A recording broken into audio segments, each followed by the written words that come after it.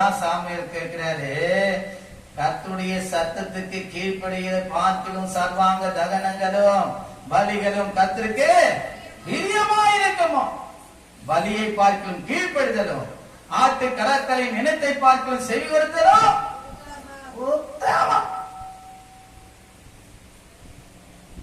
அல்லேலூயா. நம்முடைய ஆசீர்வாதத்தை நம்ம எழுதப்படக்கூடாதுங்க. தேவன் இந்த வேலையில நம்ம எந்த ஸ்தானத்துல வைத்திருக்கிறார், நானும் என் குடும்பமும் எப்படியா இருக்கிறோம். ஏசியா சொல்றாரு, அற்புதங்களும் அடையாளங்களா இருக்கிறோம். கர்த்தர் அப்படியா இந்த இஸ்ரவேல் ஜனங்கள் மத்தியில, இந்த புறஜாதியின் மத்தியில என்ன உயர்த்தி இருக்கிறார்.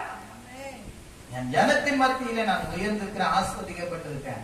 என்னை சுற்றிலும் இருக்க ஜனங்கள் மத்தியிலே நான் உயர்த்தப்பட்டிருக்கேன், ஆஸ்வதிக்கப்பட்டிருக்கேன் என்று நம்ம என்ன பண்ணோம், அறிந்து கர்த்தருக்கு கீழ்ப்படிந்து அவருக்கு நடக்கும். ஹல்லேலூயா.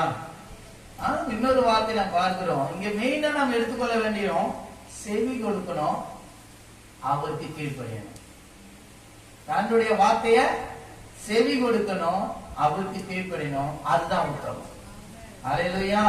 அதனால வேதம் சொல்றது, உத்தமர்களே அவர் ஒருபோது என்ன பண்ண மாட்டானா, வெறுத்து விட மாட்டார். ஹல்லேலூயா. யோபு கூட சொல்றாங்க, உத்தமன் அப்படின்றாரு. ஹல்லேலூயா. நம்ம எப்படி இருக்கிறோம் என்று சற்று சிந்தித்து பார்க்கணும்.